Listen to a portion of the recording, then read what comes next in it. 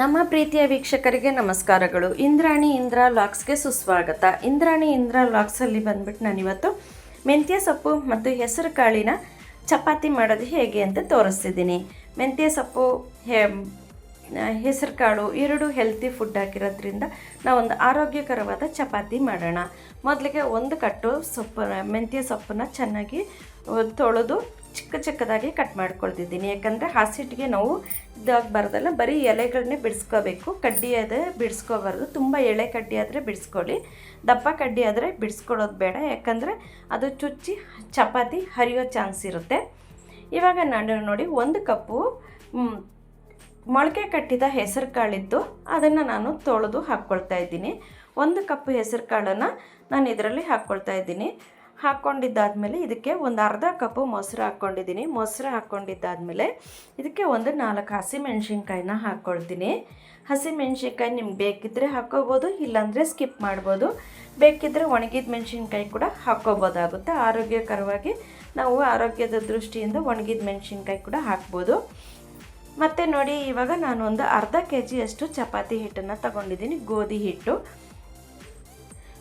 ಹಿಟ್ಟನ್ನು ತಗೊಂಡು ಇದಕ್ಕೆ ನಾನು ಹೆಚ್ಚಿದ ಸೊಪ್ಪನ್ನು ಹಾಕ್ಕೊಳ್ತಾ ಇದ್ದೀನಿ. ಹೆಚ್ಚಿದ ಸೊಪ್ಪನ್ನು ಹಾಕ್ಕೊಳ್ಳೋಣ. ಅದಕ್ಕೆ ನಾನು ಒಂದು ಅರ್ಧ ಸ್ಪೂನಷ್ಟು ಜೀರಿಗೆನ ಹಾಕ್ಕೊಂಡಿದ್ದೀನಿ. ನೀವು ಜೊತೆಗೆ ಓಂಕಾಳು ಕೂಡ ಹಾಕ್ಕೋಬೋದು ಆರೋಗ್ಯದ ದೃಷ್ಟಿಯಿಂದ. ಮತ್ತು ರುಚಿಗೆ ತಕ್ಕಷ್ಟು ಉಪ್ಪು ಹಾಕಿದ್ದೀನಿ.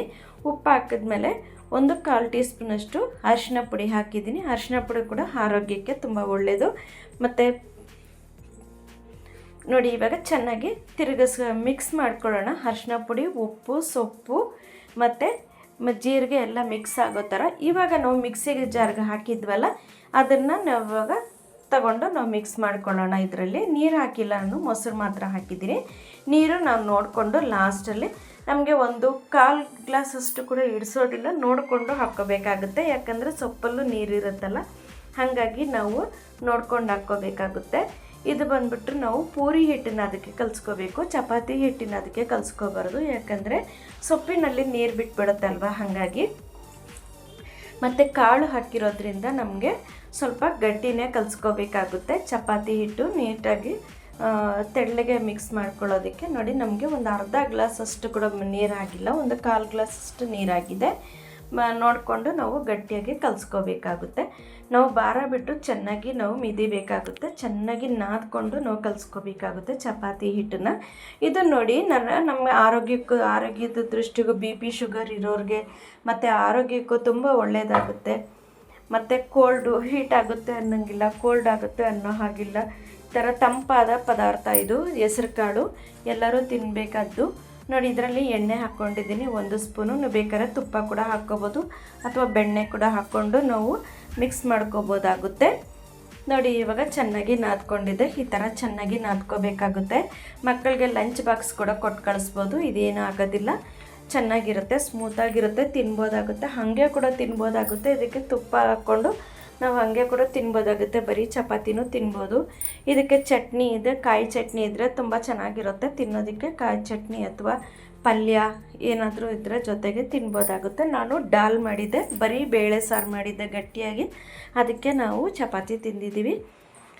ನೋಡಿ, ಇವಾಗ ಇದನ್ನು ನಾನು ಮುಚ್ಚಿಟ್ಬಿಡ್ತಾ ಇದ್ದೀನಿ. 1-2 ಅವರ್ ನಾನು ಮಧ್ಯಾಹ್ನ ಕಲಸಿಟ್ಬಿಟ್ಟಿದ್ದೆ. ಬೇಕಾಗಿದ್ದರೆ ನಾವು 1 ಅವರ್ ಮುಂಚೆ ನಾವು ಕಲಸಿಟ್ಟರೆ ನಾವು ನೆನೆಯೋದಕ್ಕೆ ಚೆನ್ನಾಗಿರುತ್ತೆ. ಮಧ್ಯಾಹ್ನನೇ ಕಲಸಿ ನಾನು ಫ್ರಿಡ್ಜಲ್ಲಿ ಇಟ್ಟಿದ್ದೆ. ಇವಾಗ ಮುಚ್ಚಿ ಫ್ರಿಡ್ಜಲ್ಲಿ ಇಟ್ಬಿಡ್ತಿದ್ದೀನಿ. ಫ್ರಿಡ್ಜಲ್ಲಿ ಇಟ್ಟ ಮೇಲೆ ನಾನು ರಾತ್ರಿಗೆ ಊಟಕ್ಕೆ ನಾನು ತಗೊಳ್ತಾ ಇದ್ದೀನಿ. ಊಟಕ್ಕೆ ತಗೊಂಡು ನಾವು ಕಲ್ಲಿನ ಮೇಲೆ ಚೆನ್ನಾಗಿ ನಾದ್ಕೊಂಡಿದ್ದೀನಿ. ಕಲ್ಲಿನ ಮೇಲೆ ಚೆನ್ನಾಗಿ ನಾದ್ಕೊಂಡು ನೋಡಿ, ಸ್ವಲ್ಪ ನೀರು ಬಿಟ್ಟಿದೆ ನೋಡಿ, ಇವಾಗ ಮೆತ್ತಗಾಗಿದೆ. ಇವಾಗ ನಾವು ಸ್ವಲ್ಪ ಹಸಿಟ್ಟು ಹಾಕ್ಕೊಂಡು, ತುಂಬ ಹಸಿಟ್ಟು ಹಾಕ್ಕೋಬಾರ್ದು. ಯಾವತ್ತೂ ನಾವು ಚಪಾತಿಗಾಗಲಿ ಪೂರಿಗಾಗಲಿ ತುಂಬ ಹಸಿಟ್ಟು ಹಾಕ್ಬಿಟ್ರೆ ನಮಗೆ ಎಂಚು ಕಪ್ಪಾಗಿಬಿಡುತ್ತೆ. ಚಪಾತಿ ಅಥವಾ ಪೂರಿ ಮಾಡುವಾಗೂ ತುಂಬ ಹಸಿಟ್ಟು ಹಾಕ್ಕೋಬಾರ್ದು.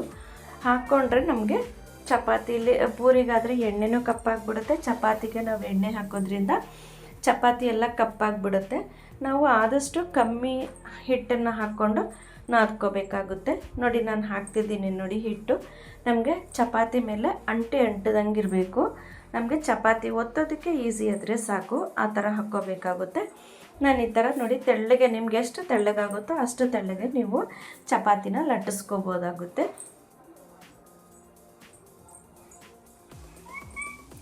ನೋಡಿ ಹೆಂಚು ಕಾಯಕ್ಕಿಟ್ಟಿದೆ, ಚಪಾತಿ ಹಾಕ್ಕೊಂಡಿದ್ದೀನಿ. ಚಪಾತಿ ಹಾಕ್ಕೊಂಡು ಮಿಕ್ಕಿದ್ದನ್ನೆಲ್ಲ ಹಾಕ್ಕೊಳ್ತಿದ್ದೀನಿ. ನಮಗೆ ಮನೆಯವ್ರಿಗೆಲ್ಲರಿಗೂ ನೋಡಿ, ಇದು ದೊಡ್ಡದಾಗಿ ಚಪಾತಿ ಹಾಕಿಬಿಟ್ರೆ ನಾವು ಒಬ್ಬರು 2 ತಿನ್ನೋರು ಒಂದೇ ತಿನ್ಬೋದು. ನಮಗೆ ಒಬ್ಬೊಬ್ಬರು ಕಮ್ಮಿ ತಿಂತಾರೆ. ಹಾಗಾಗಿ ಒಂದು ಚಪಾತಿ ನಾವು ದೊಡ್ಡದಾಗಿ 2 ಚಪಾತಿ ಕೊಟ್ಟಾಗ ಹೊಟ್ಟೆ ತುಂಬುತ್ತೆ, ಹೊಟ್ಟೆ ತುಂಬ ತಿಂತಾರೆ. ನೋಡಿ, ಚಪಾತಿಗೆ ನಾನು ತುಪ್ಪ ಹಾಕ್ತಿದ್ದೀನಿ. ತುಪ್ಪ ಹಾಕ್ಕೊಂಡು ತಿಂದರೆ ನಮಗೆ ಆರೋಗ್ಯದ ದೃಷ್ಟಿಯಿಂದ ಎಣ್ಣೆ ಸ್ವಲ್ಪ ಕಡಿಮೆ ಹಾಕಬೇಕು ಅಂಥೇಳಿ ಮೊದಲಿಗೆ ಎಣ್ಣೆ ಹಾಕಬಾರ್ದಿತ್ತು. ನಾನು ತುಪ್ಪನೇ ಹಾಕಿದರೆ ಚೆನ್ನಾಗಿರ್ತಿತ್ತು. ತುಪ್ಪ ಅಥವಾ ಬೆಣ್ಣೆ ಇತ್ತು, ಬೆಣ್ಣೆ ಕೂಡ ಹಾಕ್ಬೋದಾಗಿತ್ತು. ನಾನು ಇನ್ನೊಂದು ಸರಿ ಬೆಣ್ಣೆ ಹಾಕಿ ಮಾಡ್ತೀನಿ. ಆರೋಗ್ಯದ ದೃಷ್ಟಿಯಿಂದ ಎಣ್ಣೆ ಕಡಿಮೆ ಮಾಡಿದ್ದೀನಿ. ಒಂದೇ 1 ಸ್ಪೂನಷ್ಟು ಎಣ್ಣೆ ಹಾಕಿದ್ದೀನಿ, ಹಸಿಟ್ಟು ಹದ ಬರಲಿ ಅಂಥೇಳಿ. ನೋಡಿ, ಇವಾಗ ಚೆನ್ನಾಗಿ ತಿರುಗಿಸ್ಕೊಂಡು ನಾವು ಚಪಾತಿನ ಸುತ್ತು ಬೇಯಿಸ್ಕೋಬೇಕಾಗುತ್ತೆ. ಸುತ್ತ ತಿರುಗಿಸ್ಕೊಂಡು ಬೇಯಿಸ್ಕೊಬೇಕಾಗುತ್ತೆ ಚಪಾತಿ ಆಗಿದೆ. ನೋಡಿ ಯಾವ ಥರ ಸ್ಮೂತಾಗಿ ಬಂದಿದೆ ಅಂತ ನೋಡಿ, ನೀವೇ ನೋಡಿ ಮಡಚಿ ತೋರಿಸ್ತೀನಿ. ನೋಡಿ ಯಾವ ಥರ ಮೆತ್ತಗೆ ಬಂದಿದೆ ಮತ್ತು ಗರಿಯಾಗೂ ಇದೆ ಚಪಾತಿ. ಇದು ತಣ್ಣಗಾದ್ರೂ ನಾರಿನ ಥರ ಬರೋದಿಲ್ಲ, ಗೋಧಿ ಹಿಟ್ಟು ಹಾಕಿರೋದ್ರಿಂದ. ನೀವು ಮನೇಲಿ ಮಾಡಿ ನೋಡಿ ಹೇಗೆ ಅನ್ನಿಸ್ತು ಅಂತ ನಮಗೆ ಕಮೆಂಟ್ ಬಾಕ್ಸಲ್ಲಿ ತಿಳಿಸಿ.